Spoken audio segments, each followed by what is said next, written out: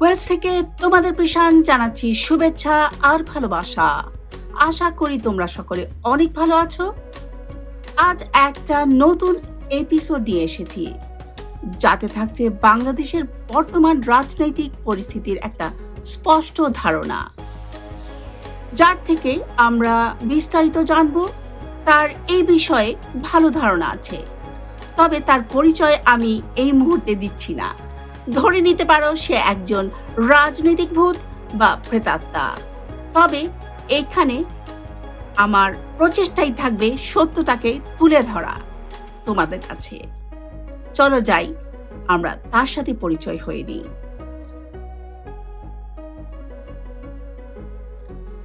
এই মুহূর্তে বাংলাদেশে ভাস্কর্য বিতর্ক নিয়ে অনেক তুলকালাম কাণ্ড চলছে।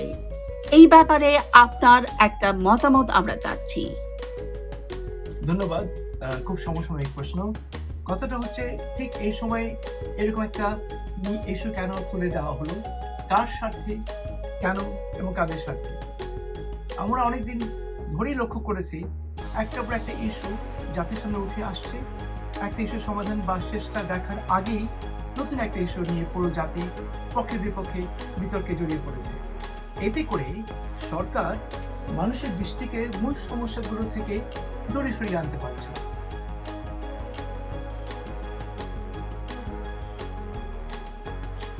দ্বিতীয় প্রশ্নটি আপনার কাছে থাকছে, তাহলে আমাদের মূল সমস্যার সমাধানটা কি? আসলে তার আগে জানা দরকার মূল সমস্যাগুলো কি। সত্যি কথা বলতে কি, মূল সমস্যাগুলো ওপেন সিক্রেট। এই প্রায় 50 বছরেও আমার গণতন্ত্র, আইনের শাসন ও দুর্নীতিবিহীন সমাজ ব্যবস্থা পাইনি, বা যতটুকু ছিল গত 14 বছরে তা হারিয়েছে। এগুলো একটার সাথে আরেকটা খুব প্রত্যক্ষভাবে জড়িত। আজকে এই আলোচনায় যাব না। আজকে আমরা এই ভাস্কর্য বিতর্কের উপরেই আমাদের দৃষ্টি নিবদ্ধ রাখি। তো আপনি কি মনে করেন ইসলামে ভাস্কর্য জায়েজ? দেখুন, ভাস্কর্য নিয়ে ইতিমধ্যে পক্ষে বিপক্ষে অনেক জ্ঞানী গুণী, ধর্মীয়, ঐতিহাসিক, শিল্পকলার দৃষ্টিকোণ থেকে, এমনকি ইসলামের দৃষ্টিকোণ থেকে অনেক জ্ঞানগর্ভ আলোচনা করেছেন। তাই একই আলোচনায় পুনরাবৃত্তি করতে চাই না। তাহলে সরকারের তো নিশ্চয়ই এইটুকু ধারণা ছিল যে 90% মুসলমানের দেশে এই ধরনের পদক্ষেপ বিপুল বিরোধিতার সম্মুখীন হবে, তাই নয় কি?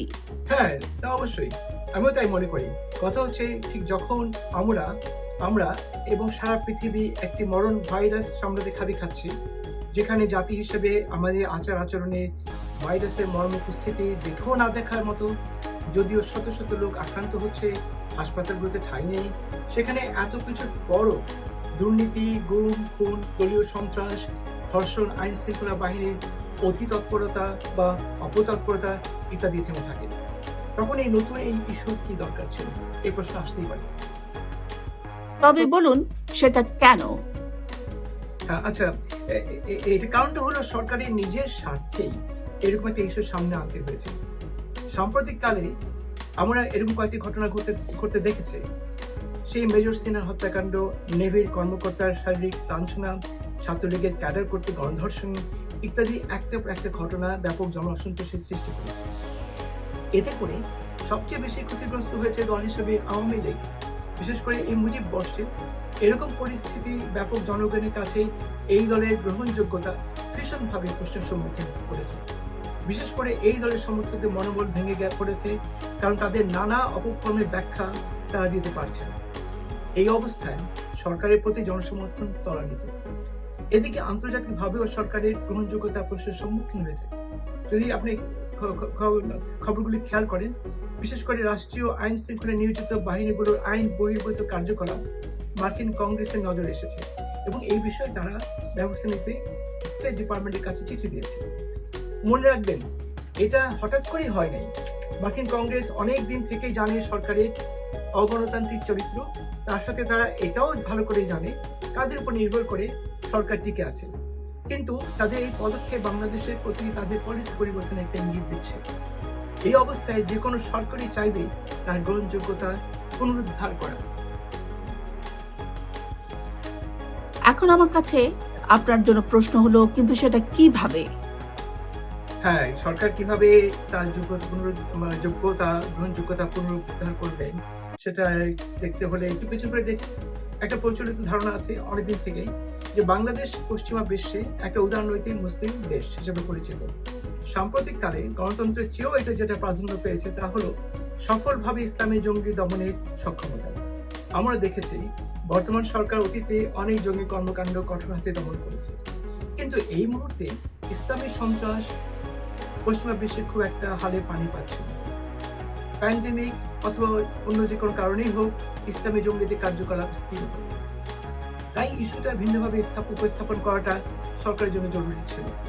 এই অবস্থায় সরকারের জন্য আন্তর্জাতিক গ্রহণযোগ্যতা ফিরিয়ে আনার সাথে সাথে আভ্যন্তরীণ গ্রহণযোগ্যতা প্রভূত করাটাও প্রয়োজনীয় হয়ে পড়েছিল।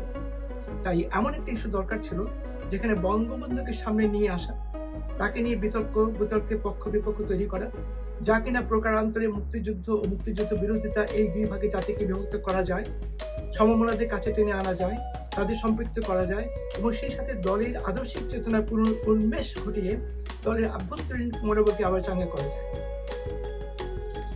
তাহলে এই বিতর্কের শেষ কোথায়? তার আগে একটু কথা বলা একজন একান্তই প্রয়োজন, সেটা হচ্ছে যে এইভাবে যদি দলের গ্রহণযোগ্যতা পুনরুদ্ধার করা যেতে পারে তাহলে আবার সমাজে মানুষের উপরে বৃহত্তর জনগোষ্ঠীর উপরে দলের যুক্তি নিয়ন্ত্রণ ফিরিয়ে আনা সম্ভব হবে। এক্ষেত্রে প্রতিপক্ষ হিসেবে ইসলামী চিন্তা চেতনা মানুষগুলোকে বেছে নেওয়া হয়েছে। তাতে কি হবে, এক ঢিলে অনেকগুলো পাখি মারা যাবে। এই সশক্তটি পশ্চিমা বিশ্বের সমর্থন অব্যাহত রাখতে অত্যন্ত প্রয়োজনীয়। যা বলছিলাম, আমি মনে করি সরকার এবং দলীয় নীতি নির্ধারকরা এই সব দিক বিবেচনা করে বঙ্গবন্ধুর ভাস্কর্য তৈরির ইস্যুটি সামনে নিয়ে আসেন। তাদের এটা জানাই ছিল ইসলামিক সব দলগুলো বা ধর্মভিত্তিক গোষ্ঠীগুলো এর বিরোধিতায় তাদের নিজেদের অস্তিত্বের স্বার্থে, আদর্শিক স্বার্থে এগিয়ে আসবে। আর সেক্ষেত্রে ভাস্কর্য প্রতিষ্ঠায় বিপক্ষে বললেই বঙ্গবন্ধুর বিরোধিতা করার সমতুল্য হবে। অর্থাৎ এখানে বঙ্গবন্ধু হয়ে গেলেন প্রতিপক্ষ। তারা যতই বলুক তাদের বিরোধিতা শুধু যে কোনো ভাস্কর্যের বিরুদ্ধে মাত্র, কিন্তু বঙ্গবন্ধু এর প্রতিপক্ষ হয়ে দাঁড়িয়ে গেছে। তাছাড়া আরেকটা বিষয় আছে, আপনাদের মনে থাকতে পারে আফগানিস্তানে তালিবানরা ইসলামিক দৃষ্টিকোণ থেকে বিচার করে বামিয়ান বুদ্ধের মূর্তি ধ্বংস করেছিল। এতে তালিবানরা পশ্চিমা বিশ্বে ভীষণভাবে নিন্দিত হয়, যা প্রকারান্তরে তাদের বিরুদ্ধে সার্বিক আক্রমণে জনগণের সমর্থন আদায় করা সহজ হয়। ঠিক সেই একইভাবে ইসলামী দলগুলোকে তালিবানদের জায়গায় দাঁড় করিয়ে দেওয়া গেল। এখন সেটাই হয়েছে। এতে দমন করতে পারলে বা দমন করতে পারা যাচ্ছে এটা দেখাতে পারলে পশ্চিমা বিশ্বের কাছে সরকারের এবং আইন শৃঙ্খলা বাহিনীর গ্রহণযোগ্যতা আবারও ফিরে আসবে, পোক্ত হবে। তাদের কাছে তুলে ধরা যাবে আমাদের বিকল্প ও ইসলামিক শক্তিগুলো যেহেতু অন্য কোনো বিরোধী দলের অস্তিত্ব প্রায় নেই বললেই চলে, সেহেতু এই সরকারকে ক্ষমতায় থাকা উচিত। এই বার্তাটাও প্রতিবেশী দেশের কাছে পৌঁছানো যে আমাদের বিকল্প অন্য কিছুর চিন্তা করো না।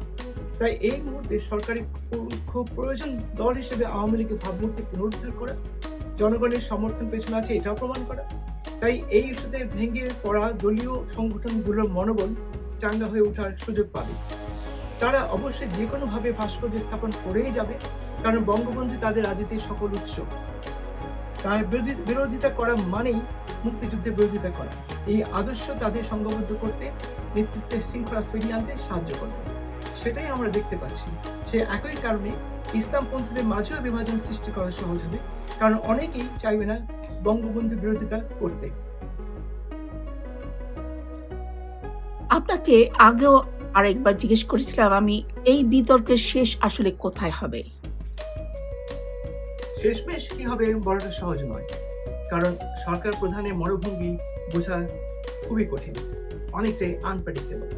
তবে যদি এমনটা হয় যে একটি মধ্যবর্তী নির্বাচনের আয়োজন করে দেশীয়, আঞ্চলিক এবং আন্তর্জাতিক গোষ্ঠীগুলোর কাছে এই বার্তা পৌঁছে দেওয়া জরুরি যে এই সরকার বৈধভাবেই বিপুল জনসমর্থন নিয়ে ক্ষমতায় আছে, তাহলে সেক্ষেত্রে এই ভাস্কর্য ইস্যুটি ঘিরে একটা লম্বা সময় ধরে প্রচারণা চলতেই থাকবে সম্ভাব্য নির্বাচনের আগ পর্যন্ত। তবে আমি খেয়াল করে দেখবেন কিছুকাল ধরে সামাজিক মাধ্যমে প্রবল প্রচারণা চলছে যে বাংলাদেশে হিন্দুরা বিপুলভাবে নির্যাতিত হচ্ছে।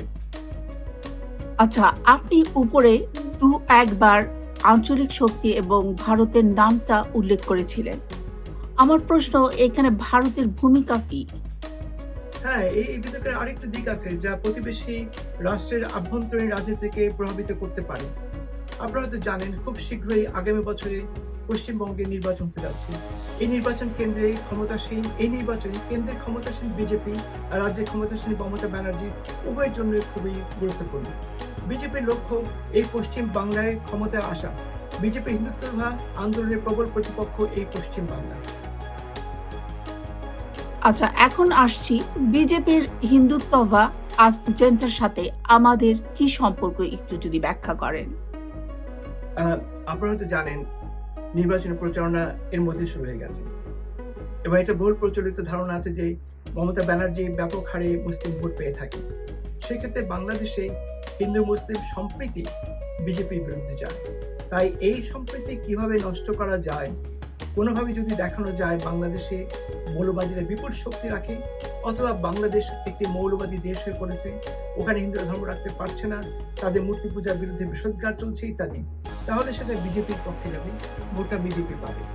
খেয়াল করে দেখবেন কিছু কারণ ধরে সামাজিক মাধ্যমে প্রবল প্রচারণা চলছে যে বাংলাদেশে হিন্দুরা বিপুল হারে নির্যাতিত হচ্ছে, হিন্দু মেয়েরা টার্গেটেড হচ্ছে, প্রেমের নামে ধর্মান্তরিত করা হচ্ছে, মোল্লাদের প্রতিপত্তি ব্যাপক হারে বৃদ্ধি পেয়েছে।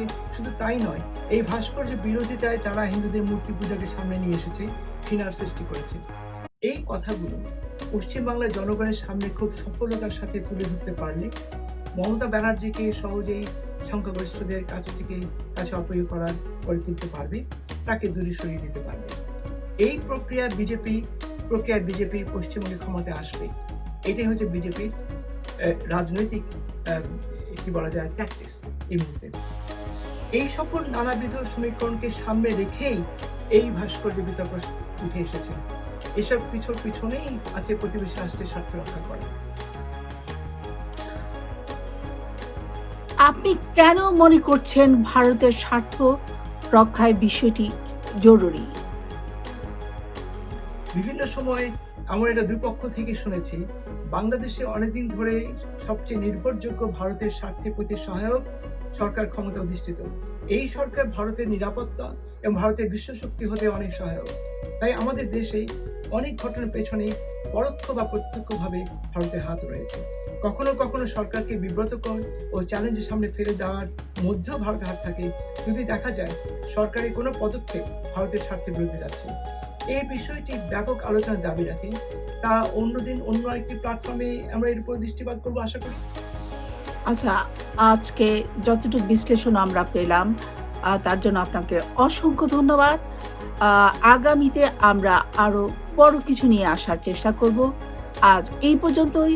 তোমাদের সকলকে অনেক অনেক ধন্যবাদ এতক্ষণ সময় দেওয়ার জন্য। তোমরা সকলে অনেক ভালো থাকবে। Love life, live well, dream big. Love you all.